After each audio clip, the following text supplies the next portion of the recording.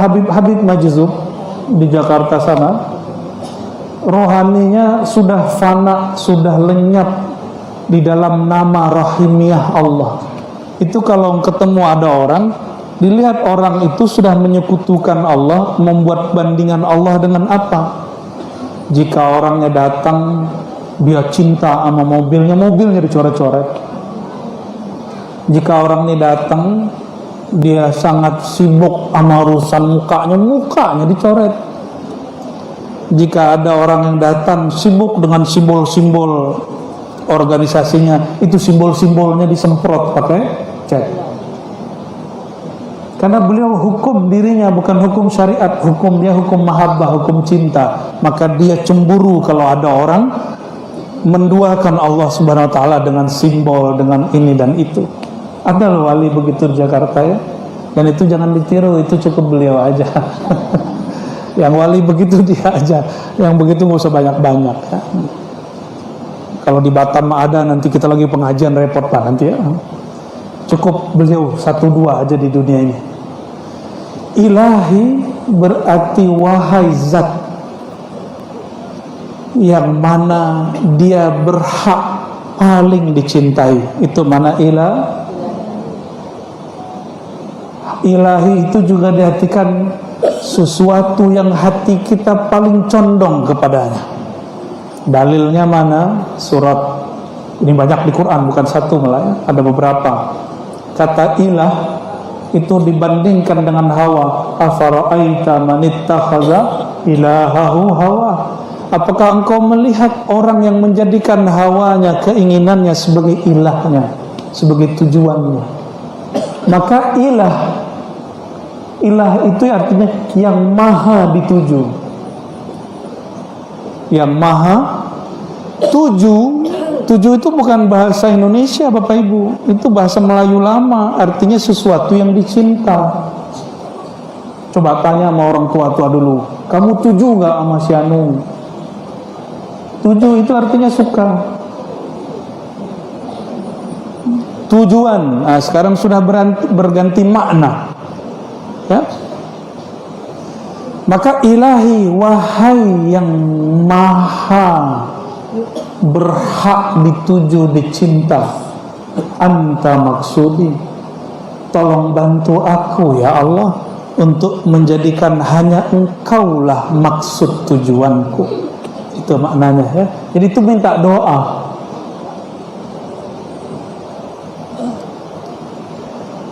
Allah tenang. Mana yang disembah? Yang dituju apa? Ketenangan atau Allah? Benar. Saya lihat banyak yang datang ke majelis cari ketenangan, bukan cari Allah. Betul. Karena kita menuhankan yang namanya ketenangan, maka Allah tidak kasih ketenangan di tempat namanya disebut. Padahal harusnya apabila disebut namanya, kalbu menjadi tenang. Allah ingin ajarkan ini orang, tenang itu ciptaanku, tenang itu makhlukku. Janganlah engkau tuju dia, tujulah aku. Maka kalau zikir kadang tenang, kadang tidak. Sudah zikir 1000 Allah, Allah, kok kadang-kadang tenang, kadang-kadang tidak. Kenapa enggak mesti zikir langsung tenang? Suka-suka Allah yang menciptakan ketenangan. Seandainya Allah boleh dipaksa, seperti kita kemudian bertransaksi, kita bayar, nanti dia kasih barangnya. Enggak begitu. Allah itu maha berkuasa, suka-suka dia. Jika dia izinkan saat hamba baca namanya tenang, dia tenang. Jika dia izinkan si hamba melayang pikirannya, melayang. Ini kebanyakan nih kalau lagi zikir melayang-melayang semua. Sampai di mana nih, rata semua ya. Jidatnya nggak bisa bohong. Makanya ibu-ibu ini lebih senang pengajian aja kan daripada zikiran. Karena kalau pengajian tahu-tahu udah 2 jam. Kalau zikiran lihat tasbih baru 3 kali. Pas sudah baru 33, kapan 100-nya gitu. Ya, Kita sering hitung-hitung, maka Allah pun perhitungan nama kita. Karena tenang itu ciptaan Allah, maka yang dituju cukuplah Allah sumber ketenangan. Gitu ya. Jadi ilahi anta maksudi ya Allah, bukan tenang bahagia yang aku cari. Yang aku cari engkaulah sumber bahagia dan ketenangan. Gimana? Orang kerja, misalnya anggap saya ini bos, orang kerja sama saya dengan orang jadi istri saya beda nggak? Orang ada anak saya beda nggak? Beda. Kalau dia kerja, dia dapat gaji. Tapi kalau istri saya, rekeningku, rekeningnya. Giliran dengan rekening dia, kata Ustadz ahli fikih nih Bu ya, harta suami, harta istri. Harta istri bukan suami. Itu bukan ahli fikih sejati ya. Dalam Islam itu emang harta suami istri itu dibagi. Itu gak benar tuh kata-kata begitu ya. Itu kejahilan yang difikih-fikihkan. Tidak semua harta suami milik. Kenapa? Oh, antar marah kalau saya sebut. Udah, kita tinggal ya. Jadi ilahi anta maksudi. Coba diulang maknanya apa? Itu yang kemarin terjemahan, Tuhanku engkau tujuanku. Sekarang maknanya menjadi zikir riayah. Wahai Tuhanku, wahai zat yang paling berhak dituju, wahai sumber kasih sayang, wahai pencipta ketenangan, wahai pencipta kebahagiaan, anta maksudi, bantulah aku menjadikan engkau sebagai tujuanku. Gitu ya. Jadi kalau zikir hatinya nggak tenang, tetap zikir nggak? Kalau sholat hatinya nggak bahagia, sholatnya ditinggal nggak? Tapi banyak loh ibu-ibu ngomong gini, aku ini udah sholat ya Allah. Ke Ustadz ngomong, Ustadz aku ini sholat Ustadz, udah ikut pengajian Ustadz, udah ikut TKN Ustadz sama ajengan Ustadz. Tapi kenapa aku yang diuji, bukan tetanggaku yang nggak ikut ngaji? Benar nggak? Oh banyak. Itu bukan di Batam aja, di mana-mana. Ya. Jadi kalau ibu sholat supaya nggak diuji gitu, zikir supaya nggak diuji, nggak usah zikir. Ya. Emang ada ayat hadis yang menyebutkan zikirlah kamu tidak diuji, ada nggak? Ini kalimat tolong diingat. Cobaan ujian itu hanya bagi orang yang menyimpan ego di dalam dirinya. Cobaan ujian hanya dirasakan, hanya menimpa orang yang ada ego dalam dirinya. Ego kepada Allah ini yang paling bahaya. Keakuan, kedirian. Adakah orang yang lebih banyak diuji melebihi baginda Rasulullah SAW? Ada nggak Pak? Istri satu udah pusing kan? Nabi istrinya 13, pusingnya 13 kali. Nabi muridnya 104.000, musuhnya lebih banyak dari itu. Kita ini baru musuhan tetangga udah pusing. Ustadz baru disindir sama Ustadz udah pusing, udah sakit kepala. Tak siap berjuang berarti. Ya, masuk ke majelis, ada dia, nggak jadi ngaji. Banyak kan yang begitu? Itu ego namanya. Oh berarti cari pengajian yang bisa kita kuasai gitu, yang bisa akil, gitu. Mau yang begitu? Gak usah ngaji, gak usah bertuhan lah, gak usah beragama. Orang yang akan diuji lebih besar itu rasanya kalau dia nyimpan keakuan dalam dirinya.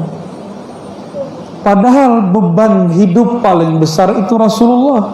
Ujian paling banyak itu Rasulullah. Asyadun nas bala'an al-anbiya tsummal ladzina yalunahum. Yang paling banyak diuji itu para nabi, lalu pengikut nabi, lalu pewaris nabi. Tapi karena nabi itu keakuannya nol.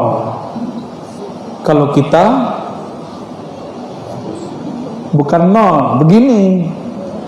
Kalau nabi itu nol keakuannya, maka nabi tidak merasa diuji. Coba ibu gak kenal sama orang, terus disuruh sama dia, siapin minum buat aku. Itu ujian ego loh. Kita kan ngomong, kamu siapa nyari aku? Itu gak? Kenapa sama suami malah belum minta suami kita kasih? Karena ego cinta sudah lebur kepada suami. Saya nggak mau loh ya nafkahin yang bukan istri saya, nggak mau. Cukup dibayar pakai TKS. Terima kasih ajinya. Ya, udah kenyang belum aja dengan diterima kasihin? Itulah bedanya. Itulah bedanya orang ngajarin nama Allah dengan orang yang ingin memperkaya dirinya. Ya motivator kalau emang dia sudah kaya, ngapain dia buat training? Mohon maaf ya motivator ya. Kok berbayar? Tapi kalau emang dia membagi ilmunya, nggak usah berbayar. Harusnya seperti guru-guru tidak berbayar. Cuma keikhlasan murid aja hadiah yang mereka terima.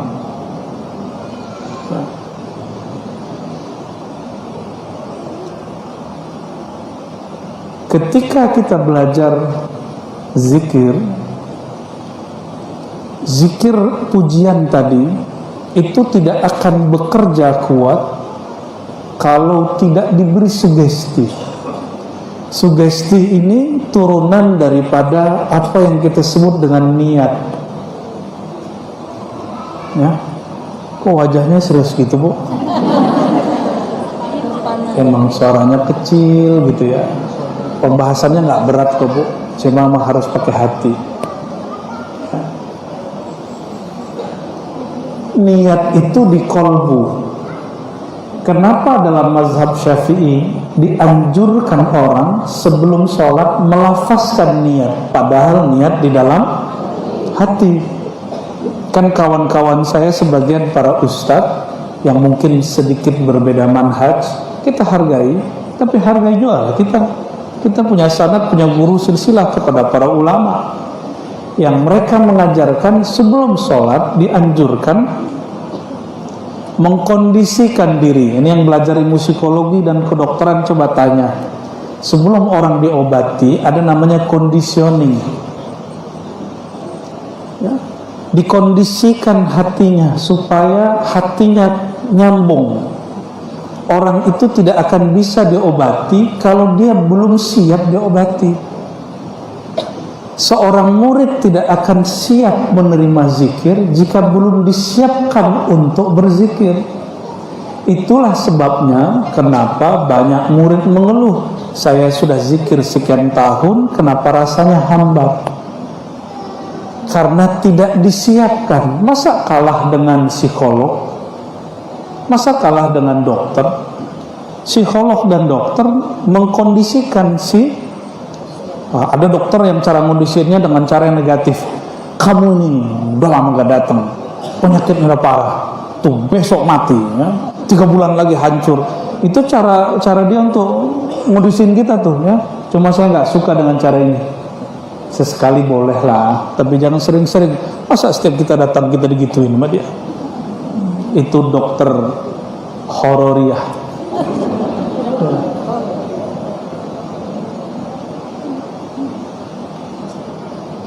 Tapi kalau dokternya gini gimana? Aduh, kemana aja mas, kemana aja mbak, nggak sayang sama badan. Ini titipan Allah loh. Wah, kita cara main, wah seneng. Belum kasih obat udah sembuh. Benar nggak? Iya aja. Ada yang disebut tadi zikir apa? Zikir riayah. Zikir riayah sugesti untuk menjaga frekuensi pikiran dan kolbu supaya nyambung. Apa bentuknya? Bentuknya melafazkan niat, melafazkan kata-kata yang membuat jiwa kita siap. Dahulu guru daripada Imam Junaid al-Baghdadi diajar sewaktu kecil oleh gurunya, dan gurunya juga diajar sewaktu kecil oleh guru-gurunya. Guru-guru begitulah mereka. Satu kalimat. Kalimat ini dulu dipakai dalam thariqah, lalu sekarang diganti. Dan yang kalimat itu dipakai untuk menyelesaikan masalah yang lain dalam thariqah. Jadi yang sekarang dibaca ilahi anta maksudi, dulu nggak itu bacaannya.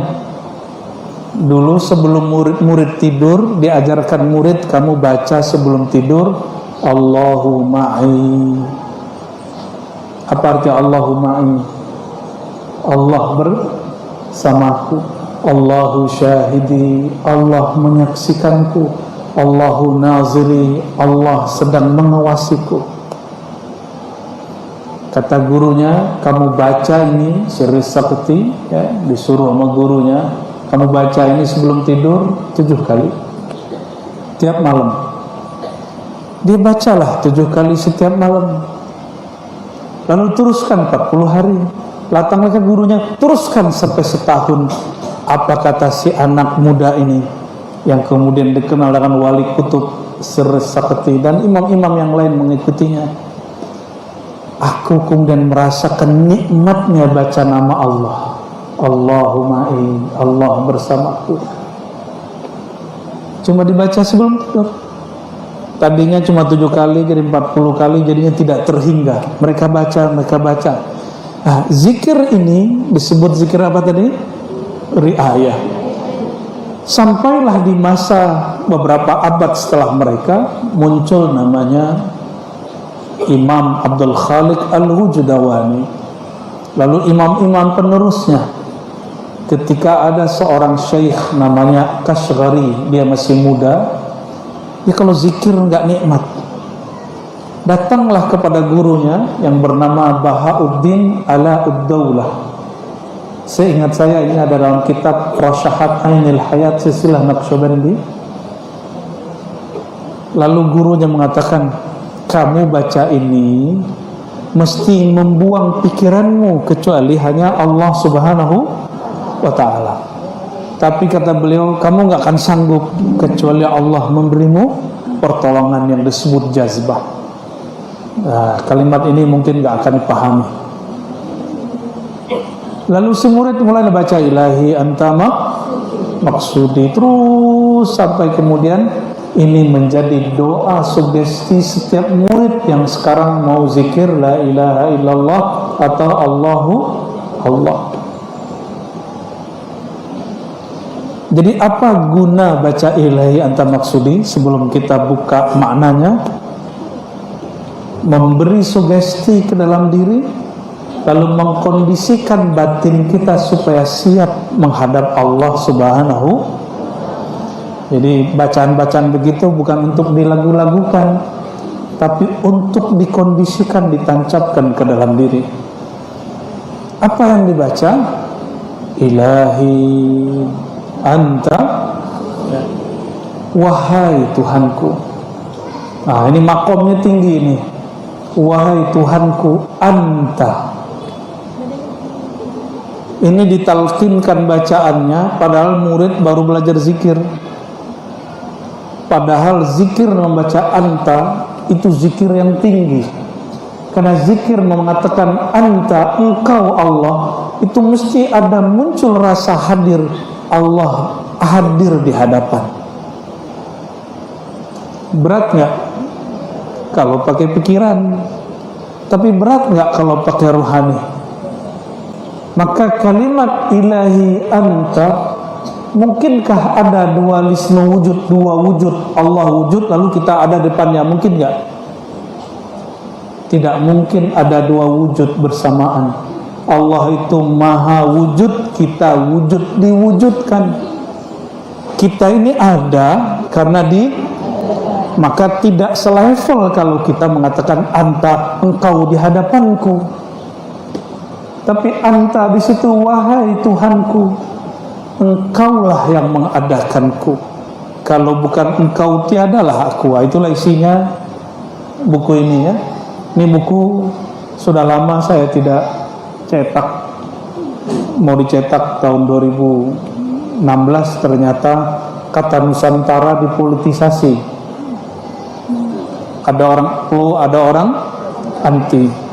Akhirnya saya pendam bukunya dan sekarang kita cetak. Dan ini bukan, jadi saya punya tabiat Bapak Ibu, insya Allah semoga istiqomah sampai wafat.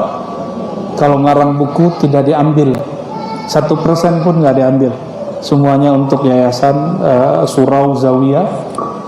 Dari dulu kita sudah coba begitu ya. Mohon doakan saya istiqomah ya. Jadi kalau mau tahu penjelasan tentang wujud ada di situ. Cuma ini bahasa ilmiah. Ya baca aja lah. Yang dibahas, yang dibaca-baca sama ajengan itu penjelasannya ada di situ, tapi secara ilmiah, bukan secara ruhiyah. Secara ruhiyah ya siang inilah, pagi inilah ya.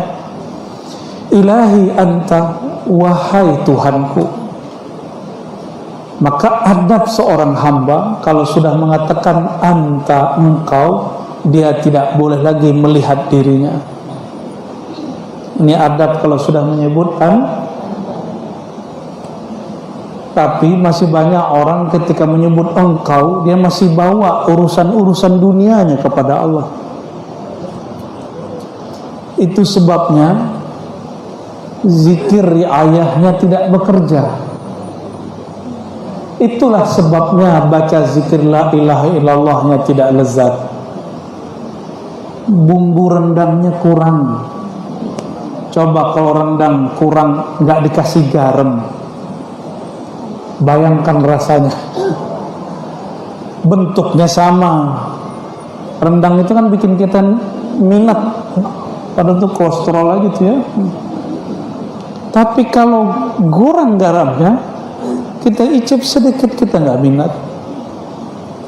Inilah yang terjadi pada orang yang berzikir tapi bumbu zikirnya tidak dia siapkan. Sedikit masalahnya ya. Zikir itu qutul qulub, makanan kolbu. Lalu kenapa kolbu ketika menyantap zikir tidak terasa nikmat? Mungkin ada dua masalah. Tadi bumbunya kurang. Yang kedua, mungkin kolbunya yang sedang sakit. Sepertinya dua-duanya ini. Ya. Sepertinya dua-duanya. Hati bermasalah. Hati yang sedang bermasalah. Masalah hati bukanlah penyakit demam. Hati masalah ini mungkin ada masalah dunia, masalah kerja, masalah rumah tangga, sama. Atau tadi lagi di jalan ada yang nyalip kita terus kita marah-marah, pasti perasaannya nggak enak seharian. Ya benar nggak? Cuma bentak orang di jalan nggak enak seharian, gimana orang tengkar seharian? Gimana orang tetangga sama tetangga nggak baikan tahunan? Pasti hatinya nggak nyaman. Maka Bapak Ibu, jika zikir tidak nikmat, coba cek, adakah saudara yang kita sakiti? Adakah pasangan yang kita kurang hargai? Adakah anak yang selalu kita hardik? Adakah orang di jalan yang kita zolimi? Atau adakah tetangga yang jalannya kita tutup untuk parkiran mobil ya? Batam ini kan pada hobi beli mobil. Di jalan meluas, tapi di kompleks sempit.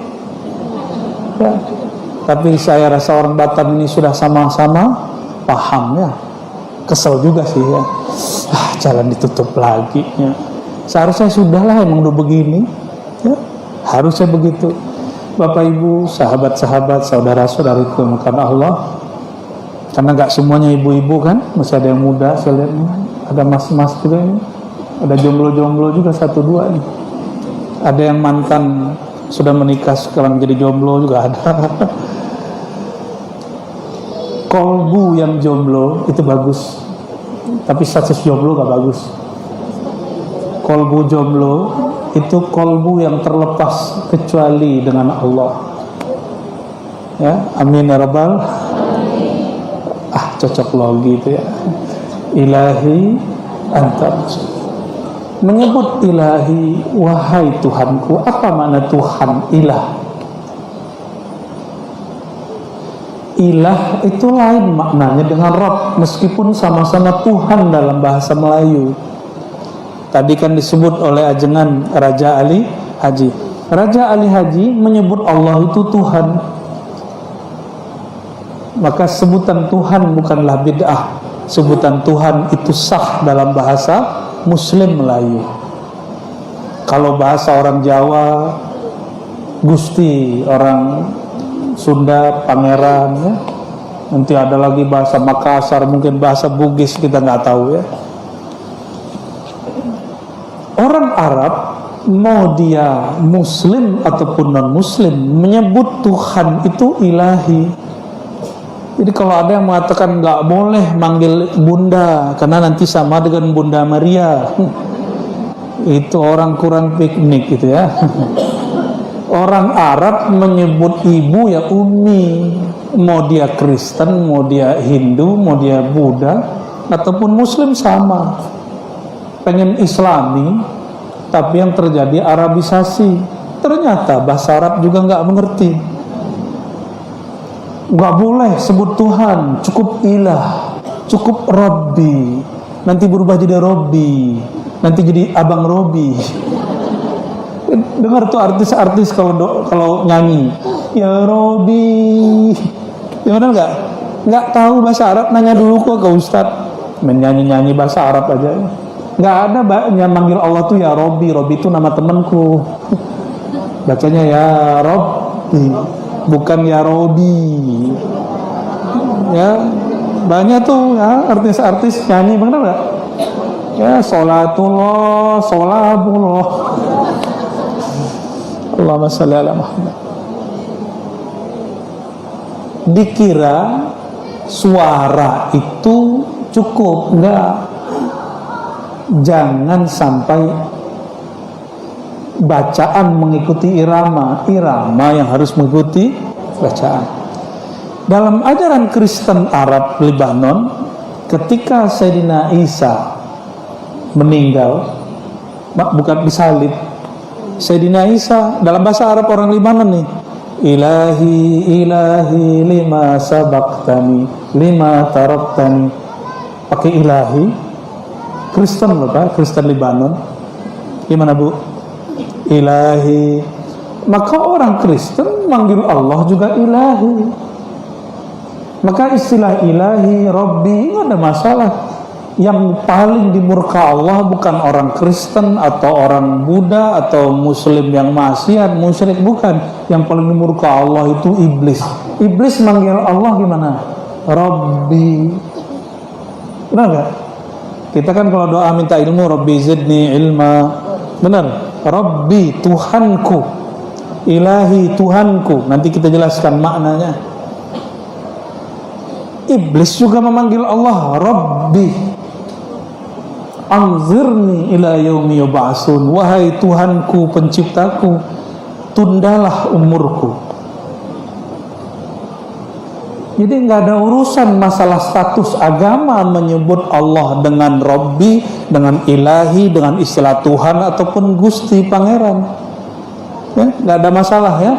Jadi tolong dikelirkan, jamaah kita mesti juga mengerti persoalan bahasa, ya. Itu yang pertama. Yang kedua, apa beda antara ilahi dan Rabbi? Ilahi berarti Tuhan yang bersifat maha suci dari semua gambaran pikiran. Tuhan yang berhak dituju, Tuhan yang berhak dicinta. Allah itu cemburu jika ada orang mau bekerja, berangkat pagi pulang sore, tapi Allah melihat orang ini tidak mau zikir meskipun cuma setengah jam di atas sajadah sehari. Allah cemburu. Kenapa? Kenapa hambaku ini? Fasilitas duniaku sangatlah banyak, tapi ketika aku suruh dia zikir banyak-banyak, dia setengah jam pun tidak mau duduk.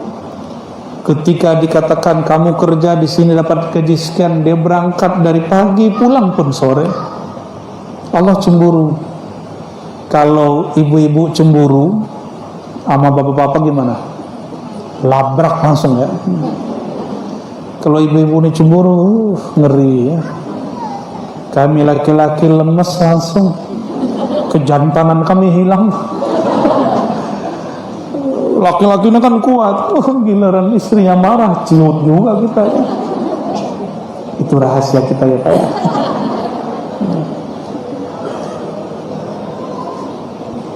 Rasulullah SAW itu ngalahnya sama pasangannya sangat luar biasa. Makanya beliau bisa banyak istri. Bapak ini gak mau ngalah, makanya gak bisa. Bukan itu Pak, itu saya canda ya. Poligaminya Rasulullah itu beda bab. Nanti kalau sudah siap saya jelaskan rahasianya. Ada rahasianya ya. Sekarang belum siap. Ibu-ibu nanti bisa bubar. Kita tinggalkan bab itu ya. Tapi saya lihat ibu-ibu ini Tuhannya sudah berubah jadi muka suaminya. Makanya saya sebut persoalan menikah, karena suami istri sudah menjadikan pasangannya sebagai tujuan hidup. Sehingga ketika bermasalah antara suami istri, seakan-akan dunia itu hancur dan bencana datang. Ini orang sudah menyekutukan Allah dengan pasangannya. Jangan gitu-gitu amat. Nanti Allah cemburu. Kalau Allah cemburu, seperti ibu cemburu ada orang ketiga pada suami yang tidak sah barangkali, nanti dilabrak si perempuan itu, benar gak? Sama Allah kalau cemburu, Allah ini maha mempunyai sifat feminim. Karena sifat feminim itu ada pada lafaz rahim. Rahim itu feminim Bu, maha penyayang, maha keibuan. Itu makna dari rahim, itu makna hadis qudsi. Allah itu maha pencemburu. Itu kalau cemburu, misalnya Allah cinta kepada Bang, namanya siapa Bang? Lupa Bang, aku Bang. Bang Jack, oke. Bang Jack ini Allah suka sama dia. Tapi ternyata dia sibuk main handphone terus. Nanti handphonenya akan Allah setting ditakdirkan hang. Masih mending besok-besok ditakdirkan pecah belah dua. Allah tidak mau diduakan dengan handphone. Itu sebabnya ada Habib Majzub di Jakarta sana. Rohaninya sudah fana, sudah lenyap di dalam nama rahimiyah Allah. Itu kalau ketemu ada orang, dilihat orang itu sudah menyekutukan Allah, membuat bandingan Allah dengan apa? Jika orangnya datang, dia cinta sama mobilnya dicoret-coret. Jika orang ini datang, dia sangat sibuk sama urusan mukanya dicoret. Jika ada orang yang datang sibuk dengan simbol-simbol organisasinya, itu simbol-simbolnya disemprot pakai cat. Karena beliau hukum dirinya bukan hukum syariat, hukum dia hukum mahabbah, hukum cinta. Maka dia cemburu kalau ada orang menduakan Allah Subhanahu wa taala dengan simbol, dengan ini dan itu. Ada wali begitu di Jakarta ya. Dan itu jangan ditiru, itu cukup beliau aja. Yang wali begitu dia aja, yang begitu nggak usah banyak-banyak ya. Kalau di Batam ada, nanti kita lagi pengajian repot Pak nanti ya. Cukup beliau 1-2 aja di dunia ini. Ilahi berarti wahai zat yang mana dia berhak paling dicintai. Itu mana ilah. Ilahi itu juga diartikan sesuatu yang hati kita paling condong kepadanya. Dalilnya mana? Surat ini banyak di Quran, bukan satu malah ya. Ada beberapa. Kata ilah itu dibandingkan dengan hawa. Afara'aita man ittakhadha ilahahu hawa. Apakah engkau melihat orang yang menjadikan hawanya, keinginannya sebagai ilahnya, sebagai tujuannya? Maka ilah itu artinya yang maha dituju, yang maha tuju. Tuju itu bukan bahasa Indonesia Bapak Ibu, itu bahasa Melayu lama, artinya sesuatu yang dicinta. Coba tanya sama orang tua-tua dulu, kamu tuju gak sama si Anu? Tuju itu artinya suka, tujuan. Nah, sekarang sudah berganti makna ya? Maka ilahi, wahai yang maha berhak dituju, dicinta, anta maksudi, tolong bantu aku ya Allah untuk menjadikan hanya engkaulah maksud tujuanku. Itu maknanya ya. Jadi itu minta doa.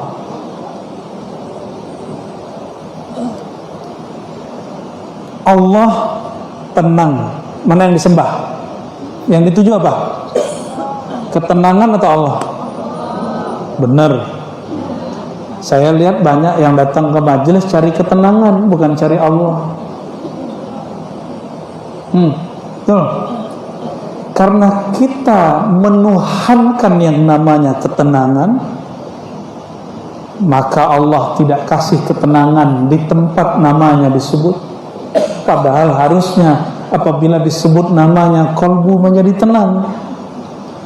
Allah ingin ajarkan ini orang, tenang itu ciptaanku, tenang itu makhlukku. Janganlah engkau tuju dia, tujulah aku. Maka kalau zikir kadang tenang, kadang tidak. Sudah zikir 1000 Allah, Allah, kok kadang-kadang tenang, kadang-kadang tidak. Kenapa enggak mesti zikir langsung tenang? Suka-suka Allah yang menciptakan ketenangan. Seandainya Allah boleh dipaksa, seperti kita kemudian bertransaksi, kita bayar, nanti dia kasih barangnya. Enggak begitu. Allah itu maha berkuasa, suka-suka dia. Jika dia izinkan saat hamba baca namanya tenang, dia tenang.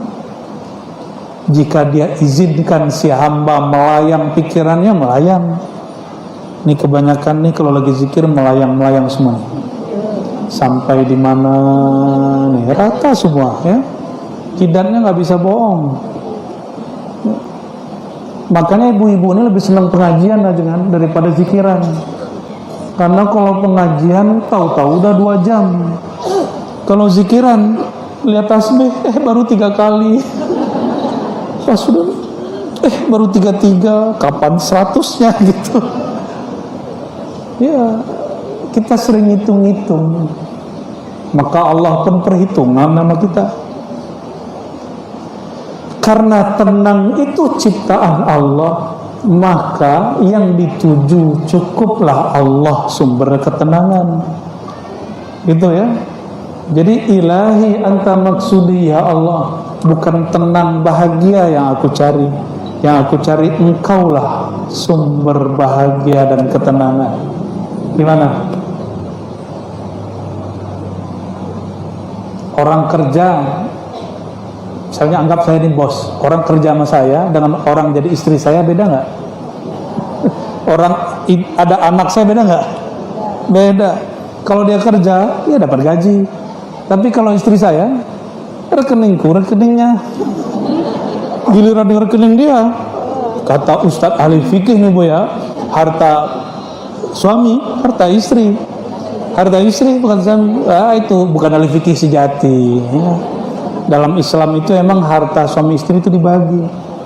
Itu nggak benar tuh kata-kata begitu ya. Itu kejahilan yang difikih-fikihkan.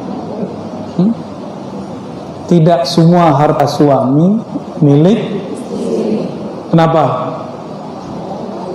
Antar marah kalau saya sebut. Udah, kita tinggal ya. Jadi ilahi anta maksudi. Coba Diulang maknanya apa? Itu yang kemarin terjemahan, Tuhanku engkau tujuanku. Sekarang maknanya menjadi zikir riayah. Wahai Tuhanku, wahai zat yang paling berhak dituju, wahai sumber kasih sayang, wahai pencipta ketenangan, wahai pencipta kebahagiaan, anta maksudi, bantulah aku menjadikan engkau sebagai tujuanku. Gitu ya. Jadi kalau zikir hatinya nggak tenang, tetap zikir nggak? Kalau sholat hatinya nggak bahagia, sholatnya ditinggal nggak? Tetap sholat. Tapi banyak loh ibu-ibu ngomong gini, aku ini udah sholat ya Allah. Ke Ustadz ngomong, Ustadz aku di sholat Ustadz, udah ikut pengajian Ustadz, udah ikut TKN Ustadz sama ajengan Ustadz, tapi kenapa aku yang diuji, bukan tetanggaku yang gak ikut ngaji? Benar gak? Oh banyak, itu bukan di Batam aja, di mana-mana ya. Jadi kalau ibu sholat supaya gak diuji gitu, zikir supaya nggak diuji, nggak usah zikir ya. Emang ada ayat hadis yang menyebutkan zikirlah kamu tidak diuji, ada nggak? Ini kalimat tolong diingat, cobaan ujian itu hanya bagi orang yang menyimpan ego di dalam dirinya. Cobaan ujian hanya dirasakan, hanya menimpa orang yang ada ego dalam dirinya. Ego kepada Allah ini yang paling bahaya. Keakuan, kedirian.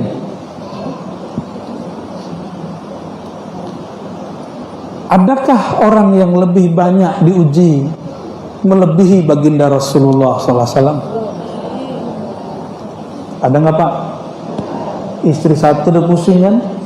Nabi istrinya 13, pusingnya 13 kali. Nabi muridnya 104.000, musuhnya lebih banyak dari itu. Kita ini baru musuhan tetangga udah pusing. Ustadz baru disindir sama Ustadz udah pusing, udah sakit kepala. Tak siap berjuang berarti. Ya. Masuk ke majelis, ada dia, nggak jadi ngaji. Banyak kan yang begitu? Itu ego namanya. Oh berarti cari pengajian yang bisa kita kuasai gitu, yang bisa akil, gitu. Mau yang begitu? Nggak usah ngaji, nggak usah bertuhan lah, nggak usah beragama. Orang yang akan diuji lebih besar itu rasanya kalau dia nyimpan keakuan dalam dirinya. Padahal beban hidup paling besar itu Rasulullah, ujian paling banyak itu Rasulullah. Asyadun nas bala'an al-anbiya tsumma alladziina yalunahum. Yang paling banyak diuji itu para nabi, lalu pengikut nabi, lalu pewaris nabi. Tapi karena nabi itu keakuannya nol. Kalau kita bukan nol, begini. Kalau nabi itu nol keakuannya, maka nabi tidak merasa diuji. Coba ibu gak kenal sama orang, terus disuruh sama dia, siapin minum buat aku. Itu ujian ego loh. Kita kan ngomong, kamu siapa yang nyuruh aku? Itu gak? Kenapa sama suami malah belum minta suami kita kasih? Karena ego cinta sudah lebur kepada suami. Saya nggak mau loh ya nafkahin yang bukan istri saya, nggak mau. Capek ngeraktir 20.000 aja ngitung-ngitung, ngasih Pak Ogah 2.000 aja kayaknya gimana gitu ya. Benar nggak? Kita mau U-turn tuh ya, mau muter balik. Tiba-tiba ada Pak Ogah ngeluarin 5.000 aja kayaknya rumit. Tapi kalau sudah senang seseorang, mau dia makan berapa aja, kris gitu ya, selesai. Ketika seorang yang kita suka mau bayar, dia bingung, udah dibayarin bang, senengnya bukan main. Kenapa ada orang mau berkorban begitu? Karena egonya beberapa sudah lebur kepada orang yang dia suka. Dan Rasulullah SAW disebut Al-Habib, Habibullah, kekasih Allah, karena keakuannya sudah lebur dalam cinta kepada Allah. Maka Sayyidah Aisyah masih bertanya. Sayyidah Aisyah ini masih dalam bimbingan Rasulullah. Sahabat itu pasti ada keakuannya. Ini ibu-ibu kan sering kritisnya mas suami. Nah, itu mungkin pewaris Aisyah barangkali ya. Kita perlu memaklumi itu. Kata Sayyidah Aisyah, Rasulullah, suamiku, engkau ini kan sudah diampuni, ngapain capek-capek sholat? Benar juga kan? Cerdas berarti ini orang. Sayyidah Aisyah itu cerdasnya bukan main. Udah diampuni kok, masa masih sekiran? Saya ketemu kalimat yang begitu, ini bukan perempuan yang ngomong laki-laki. Dia ngomong ke seseorang yang merasa dirinya wali. Apa kata dia? Masa wali wiridan gitu. Masa wali capek-capek zikiran? Kan wali. Kalimat ini mirip dengan Sayyidah Aisyah. Kan engkau Nabi, sudah dijamin, ngapainlah sholat sepanjang itu? Ngapain capek-capek berjuang? Kan sudah dijamin sama Allah. Paham? Apa jawaban Nabi SAW? Afala an akuna? Apakah aku tidak boleh menjadi hamba yang mengekspresikan rasa cinta, rasa terima kasihku kepada Allah? Jadi mustahil orang syukur berterima kasih kalau dia nggak cinta. Maka ibu-ibu ini nggak akan pernah menghargai suami, menghargai guru kalau tidak ada rasa cinta. Kenapa kita hargai orang tua? Karena kita cinta melihat beliau ya. Jadi serius ya. Allahumma salli ala sayyidina Muhammad. Nggak tahu salah suara saya apa salah ibu ini ya. Barangkali itu sedikit makna daripada ilahi entah maksudi waridahmatullah. Jadi kalau merem ini cara teknik baca ya. Ini yang dilupakan banyak orang Islam. Ada satu nikmat di dalam diri, yaitu nikmat bernafas dalam-dalam. Coba bernafas dalam-dalam ya, oke? Jangan cepat-cepat, pelan-pelan, oke? Ikut saya, 1, 2, 3. Buang. Ini bukan lagi yoga bu ya. Yoga itu nama temanku. Lagi coba nafas yang dalam, itu pendek, masih pendek. Karena kebiasaan nafas pendek, maka ketika nafas panjang langsung kayak mentok. Benar nggak? Coba nafas lebih panjang.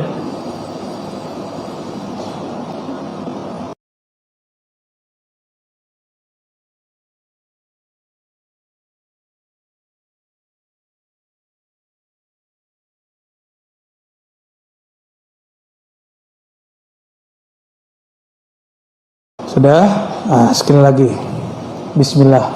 Tarik nafas pelan-pelan aja. Jangan bunyi.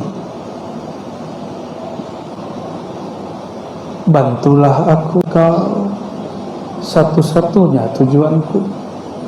Ya Allah, bantulah hambamu ini membuang semua cinta dari dalam kolbu, kecuali cinta hanya kepada Engkau. Oke, alhamdulillah. Jadi kalau baca ilahi anta maksudnya nafas dulu, jangan buru-buru. Tarik nafas. Nah, ini nikmat bernafas yang dalam, yang kemudian oleh ahli pernafasan disebut nafas perut, seperti suara bunda tadi, Bunda Bahriyah ya. Hah? Bahra. Oh, maaf bun ya. Ya.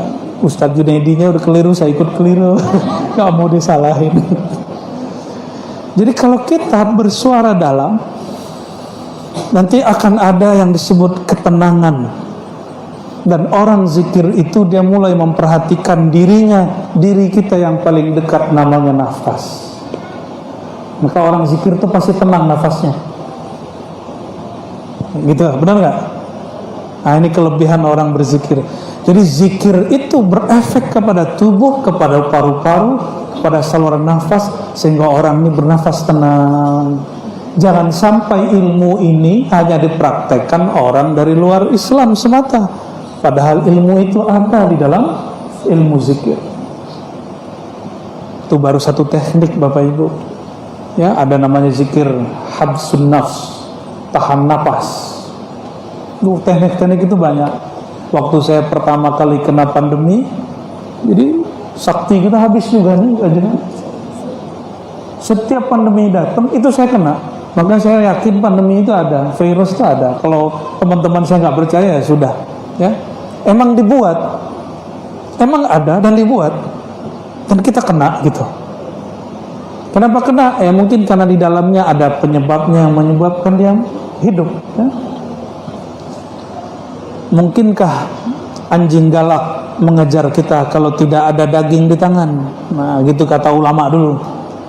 Mungkinkah virus itu bekerja di badan jika tidak ada komorbid di badan? Nah, itu namanya. Ya.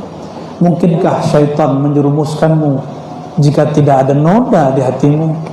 Jadi syaitan itu melihat ada noda di kalbu kita, itu yang dipelajari nama syaitan. Dan noda paling kuat itu namanya keakuan.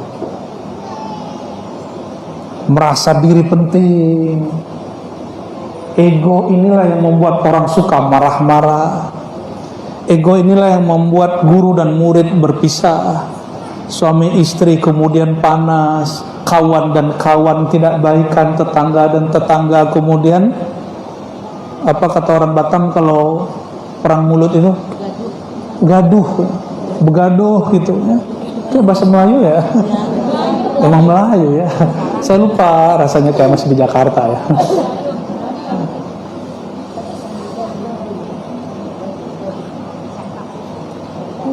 Bacakaan. Basiaraan. Ayo.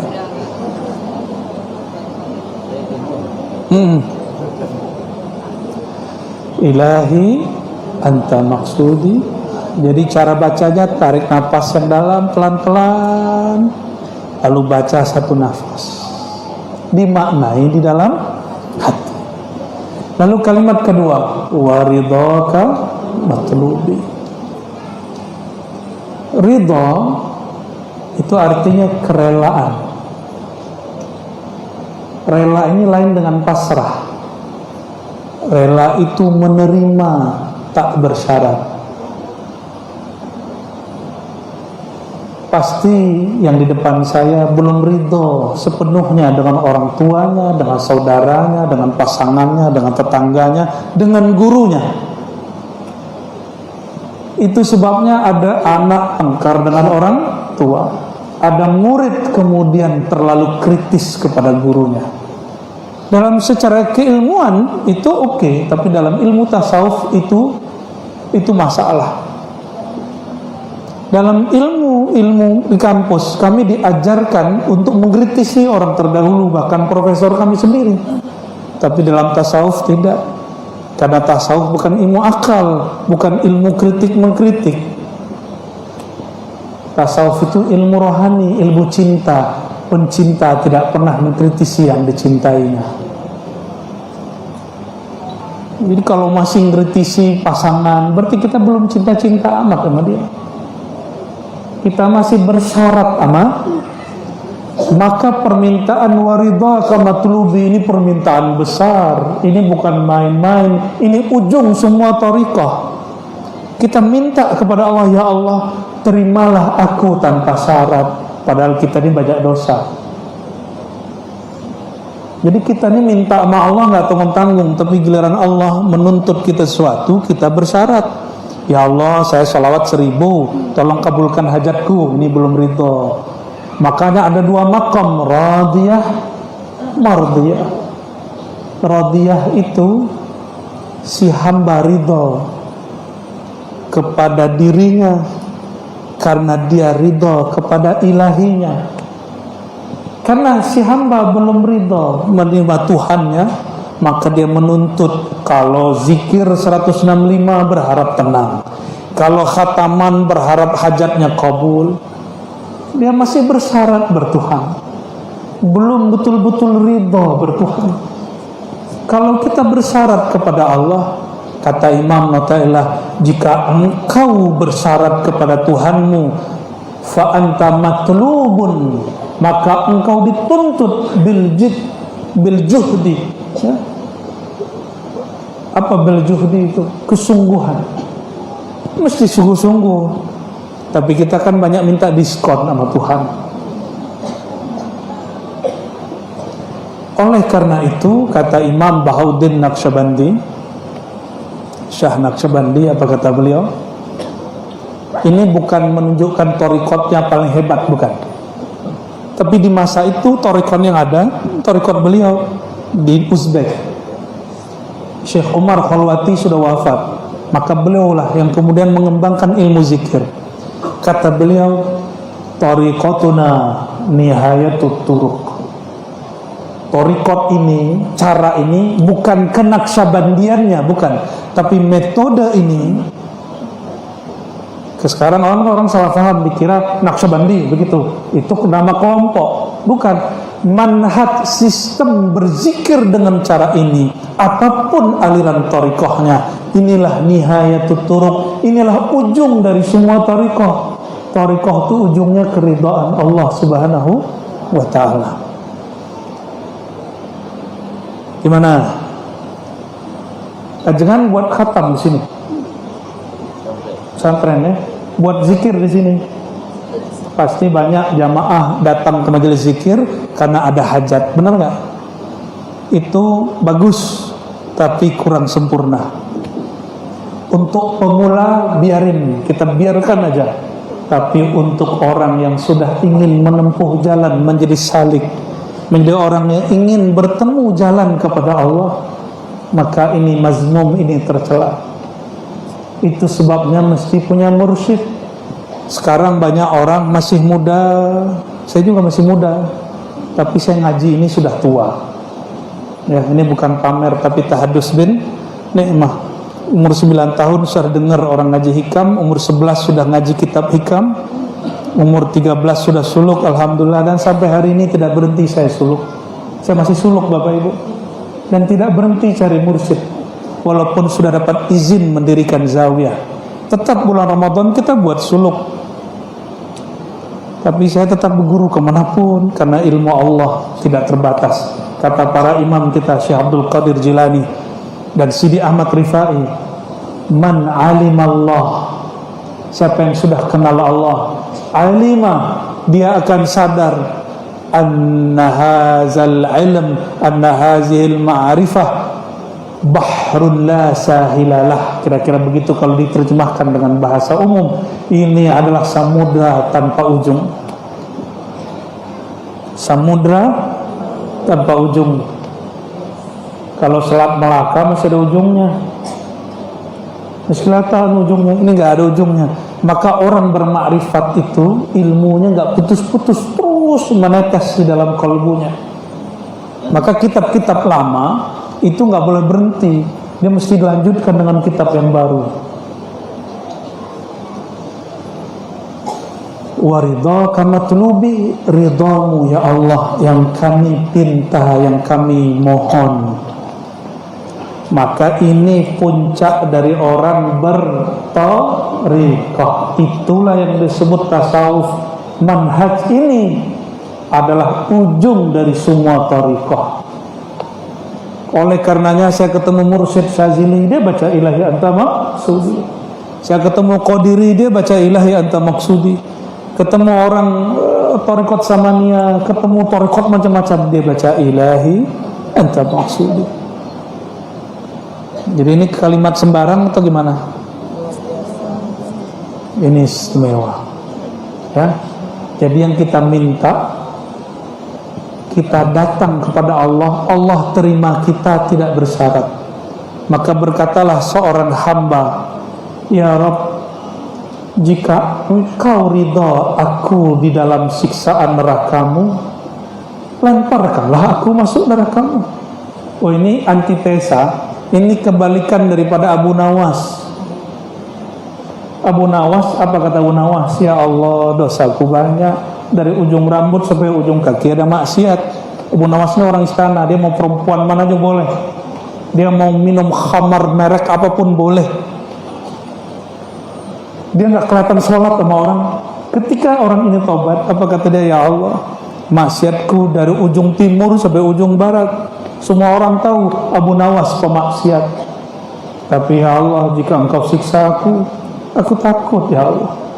Jika engkau masukkan aku ke surgamu, manalah aku pantas ya Allah. Ini Abu Nawas.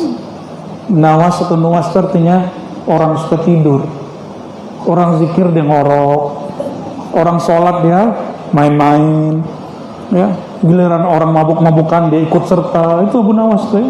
Ternyata sirnya wali Allah Subhanahu. Tapi oleh seorang wali belakangan apa katanya? Ya Rabb, jika engkau ridho aku masuk neraka, masuk kan dari ridho. Kalau Allah sudah ridho masuk api neraka, Allah ridho dengan Nabi Ibrahim. Nabi Ibrahim terbakarkah oleh api? Ini tips kalau punya guru, punya pasangan, punya anak, punya pekerjaan, punya masalah. Ya Allah, jika memang jalan bermasalah ini jalan yang kau pilihkan, aku ridho. Bisa nggak begitu? Pasti masalahnya selesai. Besok ada lagi, begitu lagi. Masalah itu baru selesai kalau nyawa berpisah dari badan. Mau selesai nggak masalahnya? Saya anterin ke lantai yang paling tinggi, nanti satu-satu saya suruh terjun. Terjun. Tapi tanggung sendiri. Ya, orang yang mati bunuh diri itu orang yang paling dihina di akhirat. Mau begitu? Masih sayang sama badan ya. Ya. Jadi sunnatullah hidup ini mesti ada masalah. Ini yang pernah saya sebutkan dulu. Ketika Imam Sufyan berkata kepada gurunya, wahai tuan guru, kenapa banyak masalah? Kenapa tetanggaku bermasalah? Kenapa pasanganku bermasalah? Kenapa anakku bermasalah? Kenapa murid? Semua masalah. Gurunya panggil, sini kamu. Mau gak aku antar ke tempat yang gak ada masalah? Boleh. Diantar ke pemakaman.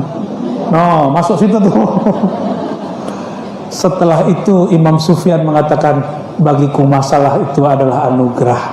Berganti kalau orang sudah cinta. Bikinin kopi untuk orang gak dikenal mesti bayar dulu baru kita mau. Itulah jadi kafe. Ya kan gak mau kan disuruh-suruh cowok mana yang gak jelas, kamu buatin, gak mau kan? Tapi ketika sudah sayang cinta, kita masakin nasi, dia masih tidur. Kita buatin kopi, dia baru mandi. Kenapa mau? Itu kan ego itu. Gengsi loh Bapak Ibu. Ya, gengsi loh begitu. Kami ini juga gengsi kerja. Capek-capek kerja makan Ibu. Gengsi loh. Makanya mesti dilebur pakai akad. Aku terima nikahnya, jadi baru enak. Maka orang barat yang gak mengerti rahasia sir daripada cinta dalam pernikahan, apa kata mereka? Pernikahan adalah awal dari perbudakan. Itu katanya orang cerdas di Eropa ngomong begitu. Sepakat gak?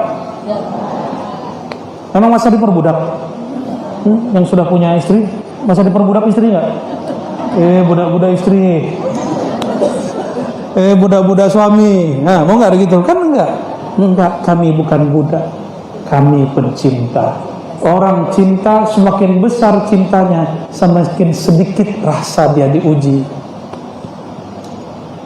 Semakin sedikit rasanya kalau udah cinta sama guru bilang amalin ini, senengnya ngamalin. Coba kalau cuma bakat di buku, kita nggak mau lu ngamalin, itu ujian. Maka kalau ada murid ngomong, ujiannya berat kalau ikut ente, berarti dia belum cinta sama gurunya. Mesti dia cari guru yang lain. Kalau nggak mau belajar cinta, kata guru, kamu berbagi, nggak mau dia berbagi, wah ujian lagi nih, udah diuji di atas sejadah, sekarang diuji dompetnya, dan macam-macam Bapak Ibu. Barangkali baru dipotong sampai di situ.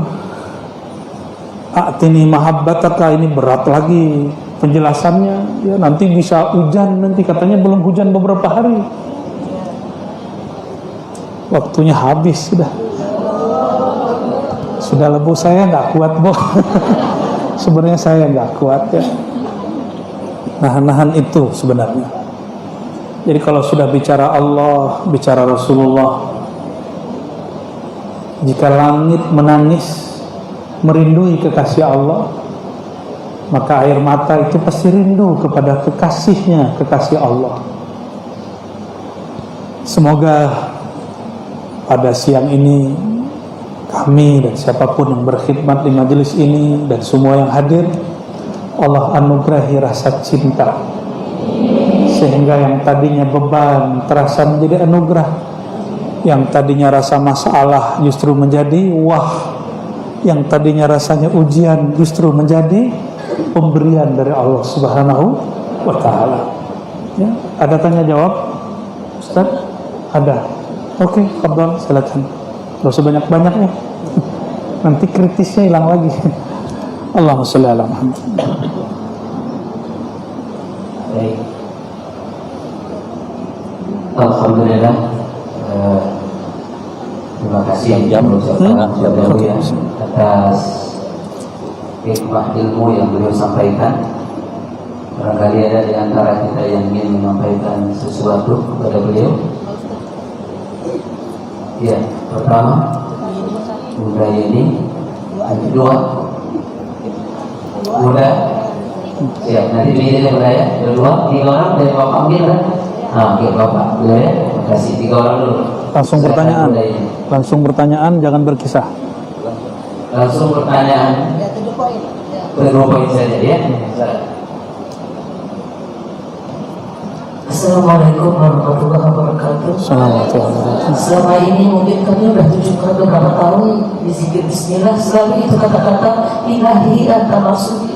Tapi kami ini waktunya kapan pasnya kita baca, soalnya kami setiap memulai, setiap mau apa, mau sholat tasbih segala macam selalu dibaca. Tapi belum dapat karena bacanya itu enggak seperti yang Buya ini. Jadi mohon bacanya kapan sebaiknya. Bacaannya dilakukan bukan melihat waktu, tapi ketika mau mengamalkan apapun, tenangkan diri. Cara orang menenangkan diri, dia tarik nafasnya dalam-dalam, lalu dia baca pelan-pelan. Bukan Arabnya yang dibaguskan, tapi maknanya yang ditancapkan. Maknanya tadi tolong diingat-ingat ya. Oke? Gitu Bu ya. Mau sholat kah, mau ngapain kah bebas. Mau zikir kah, tapi jangan buru-buru. Mau kepegang kona ilahi anta maksudi, enggak begitu. Berdiri dulu sebentar, tenang dulu. Ya, baru kemudian narik nafas, baru baca ilahi anta maksudi. Ya. Itu kalau bisa diamalkan, orang yang bernafas rileks setiap hari, dia sudah melakukan yoga abadi. Kan ada orang latihan yoga nih. Wah, itu latihan. Bagi saya yoga abadi, latihan tirakat sejati, itu ada pada menjaga nafas bersama Allah Rabbul Izzati. Ya. Oke, pertanyaan berikut. Siapa? Jadi Bunda, dia nama. Jadi Bunda, dia nama. Sudah? Bismillahirrahmanirrahim. Pak Ustadz, apakah masalah dok dan ujian yang selalu datang silih berganti itu hukuman atau azab dari Allah itu? Ya. Terima kasih. Assalamualaikum warahmatullahi wabarakatuh. Nah, itu kan tadi kalau ibu memperhatikan dari awal, ada orang ketika dia sudah sholat, sudah zikir, diuji oleh Allah. Apa kata dia? Ya Allah, aku udah sholat, aku udah zikir, kok masih diuji? Tetanggaku yang tidak sholat, tidak zikir, kok nggak diuji? Itu kenapa? Karena ada sifat keakuan ego di dalam hati. Jadi apapun yang ibu alami, saya mau tanya, Allah itu lebih baik dari orang tua kepada anak, benar nggak? maka mungkinkah Allah menakdirkan, menginginkan keburukan bagi hambanya? Mungkin enggak? Mustahil. Allah menciptakan baik buruk, ya, tapi mungkinkah Allah memberikan keburukan bagi hambanya? Enggak mungkin. Kita ini karya Allah terbaik, paling sempurna, ahsani taqwim. Tidak mungkin Allah biarkan diri kita ini dihukum-hukum kecuali dia ada keakuan dalam dirinya. Maka apakah ujian itu hukuman? Bukan. Ujian itu testing, alat scan dari Tuhan, ngecek apakah di dalam diri orang ini ada keakuan. Kalau dia egonya tinggi, merasa sudah soleh solehah, dia akan ngomong, aku sudah beribadah kok masih dapat ujian juga. Nanti dia nggak mau ibadah loh. Jadi nggak ada, Bu, orang yang cinta nggak ada merasa dihukum. Ya. Ibu merasa dihukum nggak, Bu? Dulu waktu belum punya alat cuci mesin baju, terus cuciin baju suami, itu hukuman nggak? Tapi kalau di pesantren itu anak-anak tuh kadang-kadang taruhan loh. Kamu kalau kalah main futsal, ntar kamu cuciin bajuku, misalnya gitu, cuciin sendalku. Ya, bagi mereka itu ujian, hukuman. Karena hubungannya hubungan pertemanan, taruh-taruhan. Memang sama suami begitu. Ya, mohon maaf nih ya. IRT atau babysitter itu nyebokin anak, ya wajar. Karena dia menyebokin itu bukan dengan cinta, tapi dengan akad bekerja. Coba akad, maka apapun yang diri suami itu adalah pemberian dari Allah. Ngecek di kolbu kita apa. Tapi sederhana, Bapak Ibu. Ini satu doa yang pahit saya ajarkan. Ini pahit nih doanya. Ya Allah, jika memang pasanganku ini menghalangiku ke jalanmu, tolong carikan jalan yang lain. Ketawa semua.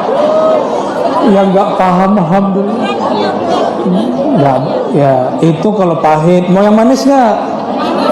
Mau yang manis? Ya Allah, jika memang nggak jadi.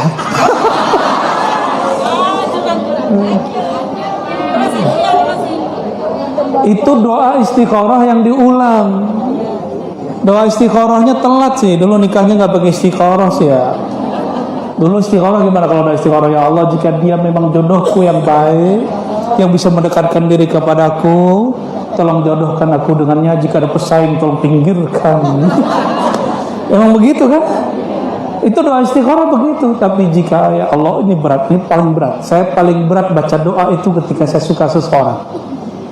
Ya Allah, dariku itu berat. Apapun yang Allah pilihkan pasti. Ini wajah-wajah kok wajah-wajah orang bermasalah nih sebagian nih. Sebenarnya yang bermasalah itu semua kita. Jadi apa yang saya kalamkan itu, Bapak Ibu, semua kita pasti sedang mengalami, akan mengalami, atau nanti mengalami kembali. Ya, sedang mengalami. Ya.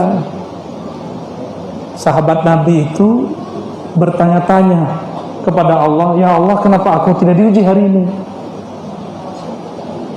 Jadi sahabat Nabi jika tidak diuji, mereka bertanya, ya Allah, kenapa aku tidak diuji?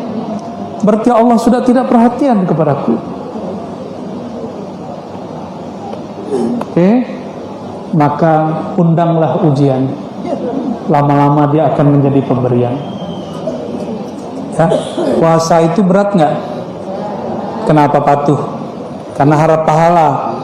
Tapi kalau orang sudah cinta, dia puasa bukan cari pahala. Karena Allah berkalam, as-sawmu li, puasa itu milikku. Orang berpuasa, dia langsung jadi milik Allah. Betapa senangnya Bapak Ibu ini cinta sama seorang terus katakan, milikilah aku. Jadi as-sawmu tariqul hubbi.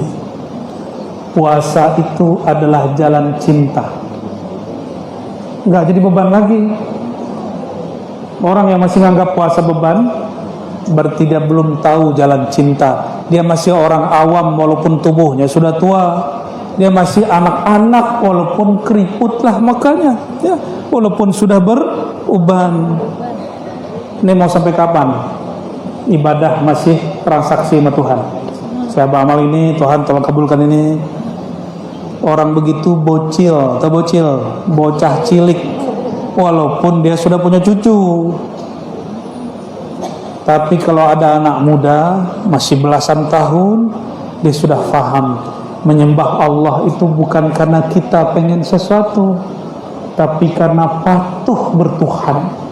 Itulah makna ayat penutup kajian siang ini. Wa raditu lakumul Islam madina, surat Al-Maidah ayat 3. Itulah makna ayat ilahi antama al-Islam, ketundukan, kepatuhan sebagai agamamu. Jadi Islam artinya apa? Ketundukan dan kenapa dia tunduk? Karena dia sudah ridho mencintai Allah Subhanahu. Inilah rahasia. Atini mahabbataka, ya Allah hadiahkan aku cintamu. Ini dibahas juga jadinya. Wa ma'rifatak, hadiahkan aku mengenal. Khatamlah doa riayah zikir ilahi anta maksudi wa ridhaka matlubi. Lanjut talqin. Talqinnya nanti sama ajengan ya, atau sama wakil talqin. Semoga kajian ini diberkahi Allah. Ya, cukuplah. Masih ada lagi ya. Saya nanya pakai kertas, kan saya sudah sampaikan tahun lalu ya. Tuh jadi marah kan. Kalau nanya pakai kertas gampang, nanti kita dijadikan majelis yang selalu bersamai nama Allah. Al-Fatihah.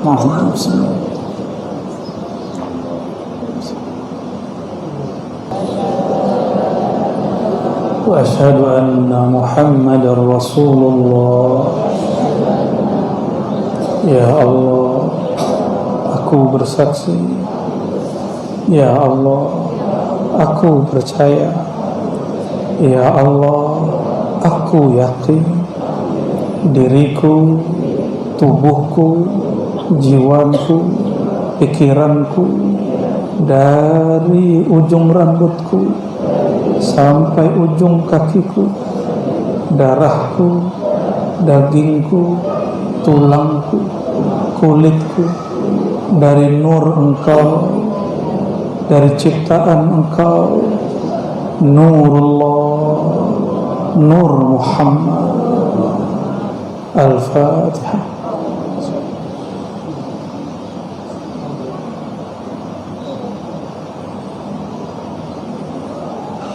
Tarik nafasnya yang pelan, tarik lagi. Ilahi anta maksudi wa ridhaka matlubi. Tarik lagi nafasnya, ikuti. Ya Allah, bantulah hambamu ini untuk mencintai Engkau. Bantulah hati kami untuk khusyuk menyebut nama-Mu.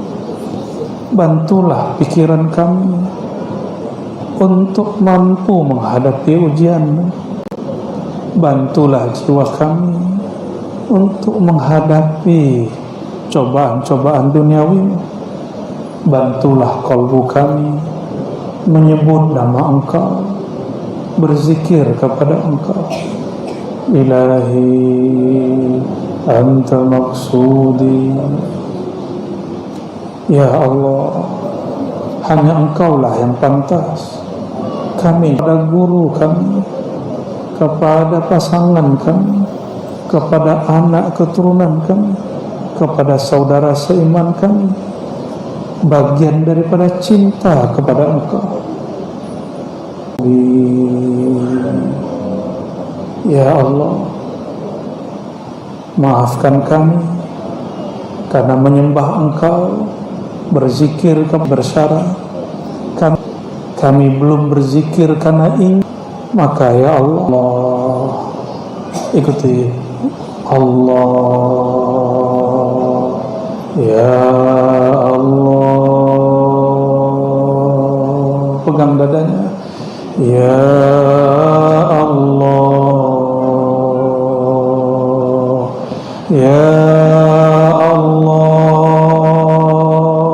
jika ada cinta kepada makhluk, leburkan, hilangkan, tundukkan dalam cinta kepada Allah. Sebut ya Allah, sebut terus nama Allah. Jika terbayang cinta kepada orang tua, kepada guru, kepada suami ataupun istri, cinta kepada Engkau. Dan ya Allah, jadikan cinta kami kepada mereka menjadi Allah. Mohon beri kami hadiah ya Allah, hubbaka, hadiah cinta daripada Engkau ya Allah. Yang hamba Engkau mengumumkannya pada alam semesta. Wahai penduduk alam semesta, aku cinta kepada si hamba, maka cintailah dia. Ya Allah, kami percaya hadis ini adalah hadis kekasih Engkau. Mohon ya Allah, beri kami hadiah cinta yang Engkau sebutkan pada hadis itu. Mohon masukkan kami menjadi hamba yang Engkau cintai di dalam hadis itu. Allahumma ya Allah, jika menggapai cintamu dengan zikir, zikir kami tidaklah banyak. Jika mencapai cintamu dengan solat, solat kami tidaklah khusyuk. Jika mendapatkan cinta Engkau dengan sedekah, sedekah kami belumlah tulus. Jika ingin mendapatkan cinta Engkau dengan umrah dan haji, haji kami belumlah mabrur. Maka ya Allah, hanya kasih sayang-Mu, kemurahan-Mu yang kami harapkan. Maka birahmatika ya Allah, dengan kemurahan-Mu yang meliputi alam semesta, yang tidak pernah bersyarat dalam mencintai hambanya, mohon ya Allah, leburkan kami, masukkan kami dalam golongan hamba yang Kau cinta. Allahumma ya Allah, di dalam kalbu kami mengakui ya Allah, ya Alim, ya Sami', ya Basir. Kami sadar, kami mengaku ya Allah, di dalam dada kami masih ada cinta kepada selain Engkau. Kalau juga bukan fa'atina mahabbatak, maka berilah kami hadiah ya Allah, dihapuskan semua cinta itu, lalu merubahnya menjadi cinta kepada Engkau. Allahumma ya Allah, mulai pagi ini, sore ini, siang ini, malam ini, kapanpun kami akan berzikir, jadikan zikir kami zikir karena cinta, bukan zikir karena sekedar cari pahala. Ya Allah, jika kami nanti sholat, tolong jadikan sholat kami karena kami ingin mencinta, bukan karena ingin tolak bala. Allahumma ya Allah, ya muqallibal qulub, wahai yang membolak-balik hati kami, jika dalam hati ini ada keakuan, ada ego yang masih bersarang, mohon ya Allah, dengan syafaat baginda Rasulullah yang keakuannya telah Engkau tunduk diri kami, sehingga ego kami pun ikut padam, sehingga noda-noda keakuan kami ikut hilang. Maka ya Allah, jika Engkau melihat di hati kami masih ada itu, sehingga kami masih bermasalah dengan banyak orang, fa'alif baina qulubina, mohon jinakkan, lembutkan hati kami. Allahumma ya Allah, ilaika nashku qaswata qulubina. Ya Allah, hanya kepada Engkau kami mengeluhkan semua masalah kami. Masalah kami dengan kawan kami, masalah kami dengan pemimpin kami, masalah pemimpin dengan rakyatnya. Ilaika nashku ya Allah jami'a syatan fafirru ilallah. Maka datanglah, larilah hanya kepada Allah. Ampunkan kami ya Allah, kadang kami masih melarikan diri kepada musik, masih melarikan diri kepada hiburan-hiburan duniawi, masih melarikan diri kepada menonton yang tidak menenteramkan hati, masih melarikan diri kepada makhluk-Mu ya Allah. Maka siang ini ya Allah, sarrif qulubana ilaik, mohon hadapkan kalbu kami hanya kepada Engkau ya Allah. Terakhir kami bermohon ya Allah, atina fid dunya hasanah, berikan kami kebaikan di dunia dengan cinta dan terlindung dari siksa-Mu. Wassalamualaikum warahmatullahi wabarakatuh. Mohon maaf salah